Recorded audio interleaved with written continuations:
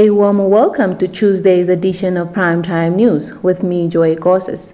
We begin in the capital. Windhoek Mayor Job Amupanda says the opposition-led council will deliver services to the city's residents with or without putting pen to paper on a coalition agreement. At present, all the opposition parties, Independent Patriots for Change, Popular Democratic Movement, and National Unity Democratic Organization, except for the Landless People's Movement, lead the Windhoek Municipal Council as a united force with 8 seats. Windhoek Mayor Job Amupanda, while responding to questions by this agency recently, following insinuations in the public space that the Windhoek coalition was in shambles, said the coalition is in shape. He added that it really is a storm in a cup of tea. It is not easy and shouldn't be easy because it is a training ground for young men and women who are going to find themselves in a similar circumstance in Keetmanshoop and would know how to work with one another. What matters for Amupanda is the interests of those forming part of the coalition. Amupanda said disagreements with a council made up of various political formations will always be there due to their ideologies. The affirmative repositioning leader added that he does not lose sleep over whether or not he would retain the position of mayor beyond the current term. Nudo councillor Warawa Pingena admitted that the coalition faced many challenges at the start. He said what was difficult at the beginning was their ideological differences. The German government on Monday donated the third consignment of medical equipment to the Ministry of Health and Social Services to fight COVID-19. Erasmus Shalihahwe compiled this report. The donation worth 4 million Namibia dollars consists of ventilators, pulse oximeters and CPR test kits among others. Handing over the donation, Germany ambassador to Namibia Herbert Berg said his country has so far spent about 190 million Namibia dollars on medical equipment donated to Namibia ever since the pandemic broke out. He said, even though the number of new infection cases has been going down recently in Namibia, it should not be the reason to relax. The Namibian government should therefore always be ready for another outbreak, which can also be determined by the number of vaccinated people in the country. Deputy Minister of Health and Social Services, Esther Munyangwe, who received the donation on behalf of the government, said, Namibia keeps benefiting and reaping the fruits of bilateral cooperation from international partners, and Germany has been at the forefront of helping Namibia in the fight against the pandemic. The donation of ventilators and other medical equipment is timeless and paramount importance in enhancing the healthcare and treatment support for those in need. The need for medical ventilators remains critical for life-saving of those infected by the coronavirus, said Munyangwe. Chief of the Namibian Police Lieutenant General Sebastian Daitunga encouraged community policing in the informal settlements, urging these communities to form neighborhood watch teams to curb crime in their areas. Daitunga also encouraged the residents to have direct contact details of station and regional commanders. This is the area where we receive a lot of complaints by members of the public, particularly the street vendors. After they have finished their business, most of them they are living over across the riverbed that side. This is a municipal dumping area. The whole area was filled up, and the criminals normally they ambush the street vendors around here. As you see that the whole area is dark. The lights are very far from one another. It is so dangerous during the night for the street vendors, who are most of them women, when they are crossing this area, and the criminals are always ambushing them and rob them with their daily earning. Chief of the Namibian Police Lieutenant General Sebastian Daitunga said this while speaking to the residents of the Havana informal settlement who were relieved to see the team of law enforcement troops inspecting an area known to be a hotspot for criminals in Havana next to the municipality dumping site during a crime prevention operation around the city over the weekend. The inhabitants said they live in fear for their lives every night, especially when nature calls, because the area has no street light and also because it is a wide open area surrounded by heaps of sand, making it easy for criminals to hide and attack people also when they return home from work at night. Explaining their situation to the Nampo chief on behalf of the residents, 30-year-old Lavinia Haidua, who said she was a victim of this crime, said she has lived in the area for 4 years, over which attacks, break-ins and rapes have been happening. We don't have public toilet. Some here nearby this side, we don't have public toilets. So we used to go help ourselves this side, and then just use those dunes there.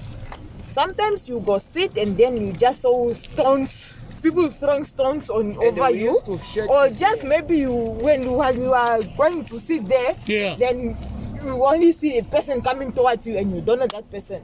Haidua's sister, Teresa Haidua, showed the police and the media scars she said she got when stabbed multiple times during an attack. The two sisters and other residents further told Deitunga that during most of these attacks, the police were conducted, but they either don't show up or show up after a long time when the criminals have fled. Speaking to Nampa, the residents pleaded with the city of Windhoek to put up streetlights in the area to minimize these attacks and criminal activities. Approached for comment on Monday, City of Windhoek spokesperson Lydia Amutenya told Nampa that providing basic services, including electricity to the residents, is a priority for the city. Stand by for your top roundup.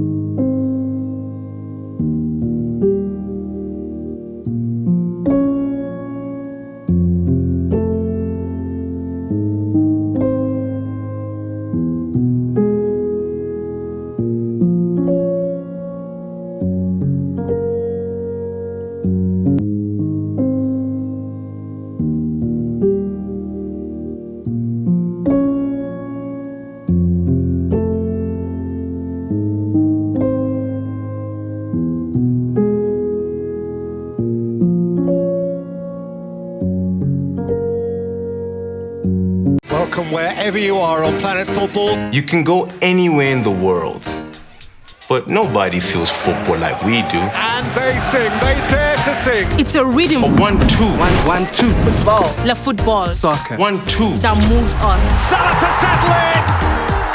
There's no feeling like that feeling. It's so nice. It's so nice. Nothing compares to DSTV's unbeatable football offering. So stay connected to watch the best football on the planet. And now a look at what's the latest in the world of business and economics. We begin with aviation news. South African Airways subsidiary Mango Airlines temporarily suspended all flights and services as of today until further notice due to outstanding payments to air traffic navigation services, Mango acting CEO William Nglovu said.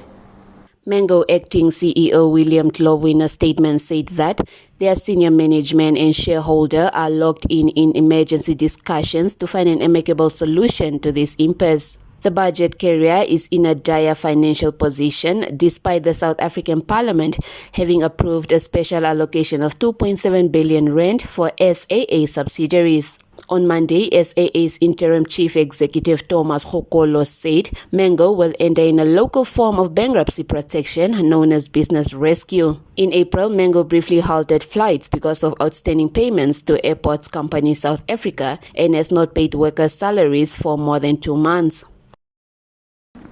Moving on to international news. Scotch whiskey maker Glenfiddich has begun converting its delivery trucks to run on low-emission biogas made from waste products from its own whiskey distilling process as part of a closed-loop sustainability initiative, it said today. More on the story by Reuters. Glenfiddich said it has installed fueling stations at its Dufftown distillery in northern East Scotland that use technologies developed by its parent company William Grant & Sons to convert its production waste and residues into an ultra-low carbon fuel gas that produces minimal carbon dioxide and other harmful emissions. Stuart Watts, distillery director at family-owned William Grant & Sons, said traditionally Glenfiddich has sold off spent grains left over from the malting process to be used for a high-protein cattle feed. But through anaerobic digestion, where bacteria break down organic matter producing biogas, the distillery can also use liquid waste from the process to make fuel and eventually recycle all of its waste products this way. The distiller, which sells more than 14 million bottles of single malt whiskey a year, said its whiskey waste-based biogas is already powering 3 specially converted trucks that transport Glenfiddich spirit from production at Dufftown through a bottling and packaging covering 4 William Grant & Sons sites in central and western Scotland. The trucks Glenfiddich is using are converted vehicles from truck maker Iveco that normally runs on liquefied natural gas. Watts said Glenfiddich had a fleet of around 20 trucks and the technology could be applied throughout the delivery fleets of William Grant & Sons whiskey brand and could be scaled up to fuel other companies' trucks. The Scottish whiskey industry hopes to hit carbon net zero targets by 2040. We will be back after the business and economics roundup.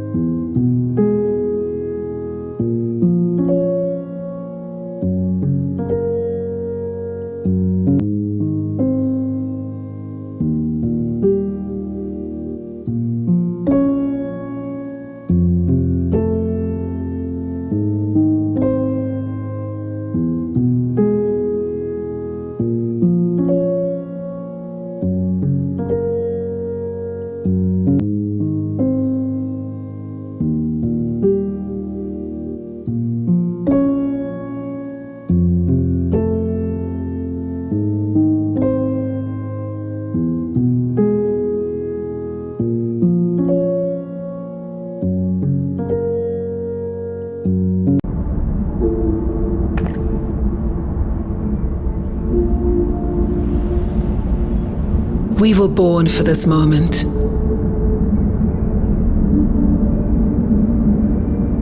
For every rise, every fall, to make the impossible possible.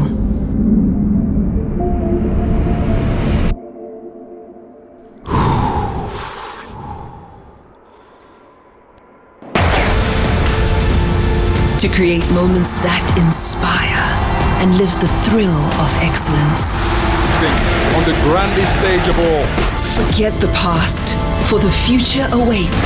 This is that moment we've all been waiting for pride, for country, for you. Brilliant performance that was. The Olympic Games Tokyo 2020. It's go time on GoTV. Love it. That's all the top news we had for you this evening. Kindly stand by for my colleague Salima Shimu-Feleni with tonight's sports update. Thank you, Joy. Good evening and welcome to Sport Planet. We start with local boxing news. Lucas Ndafoluma successfully defended his World Boxing Organization African middleweight title on Sunday when he beat Cristiano Dombasi of Angola in his first defense in Port Elizabeth, South Africa. The Namibian middleweight champion won the title for the first time in February 2021 when he beat Simeon Chetha of Malawi. In his first defense, the Namibian boxer had to give it his all over 12 rounds of boxing as his opponent Ndombasi came to the fight well prepared. Ndafoluma started the fight on an attack, cutting open his opponent's left eye in the third round, but the doctors declared Ndombasi fit to continue with the fight despite his eye becoming swollen. The injury did not stop the Angolan boxer from increasing the tempo of the fight as the two boxers exchanged leather round in and round out. Ndombasi's hard efforts of trying to knock out the Namibian defending champion did not pay off as Ndafoluma controlled the fight well, setting the pace to the tempo that suited him on the day to retain his title. The three judges scored the fight 114 to 113, 115 to 112, and 114 to 113 in favor of Ndafoluma. In an interview that was streamed live after the fight, Ndafoluma said his opponent made him work hard. The Namibian WBO Africa middleweight champion added that Ndombasi is a warrior and a hell of a fighter. Shifting our attention to football news, Namibia will not have any representation in this season's Confederation of African Football CAF Men's Champions League tournament scheduled to kick off on 10 September 2021. Marco Ndlovu, our sports journalist, compiled this report. This was confirmed to Nampa by Franco Cosmos from the Namibia Football Association on Monday, when he said because of the inactivity of the local league for the past 2 years, no team from Namibia qualifies to participate. Cosmos explained they only had a transitional league which has not been completed due to COVID-19. They do not meet the requirements to participate. He, however, said the team that wins the transitional league will qualify to participate along with the team that wins the NFA Cup. Cosmos added that Namibia will have Tura Magic's women's team participating in the inaugural COSAFA Women's Champions League, which serves as a qualifier for the CAF Women's Champions League. CAF released the 2021-2022 Interclub season schedule on Saturday, stating that the 2021-2022 season will kick off on the 10th of September 2021 with the first round of the preliminaries. The group stages will start in February 2022. Your sports roundup is up next.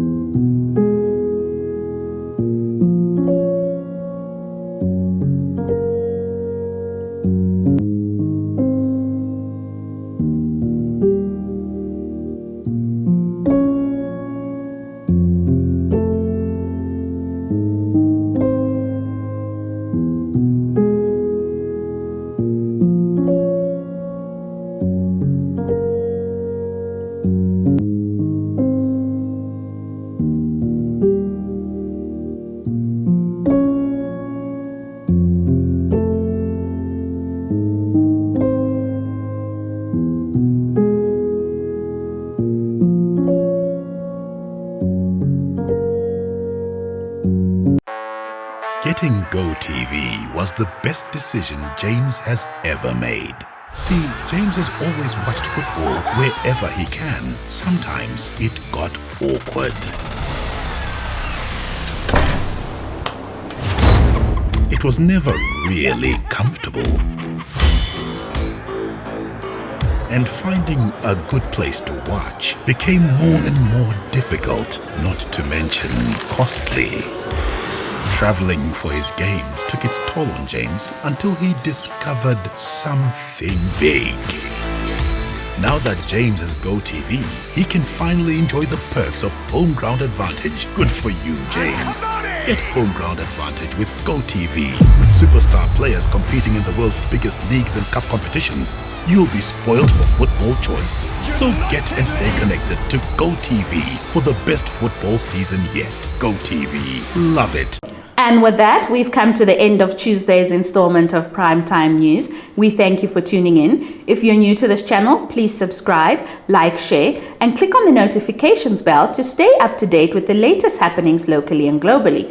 From myself, Salima Shimwefeleni, and the entire crew behind the scenes, it's good night.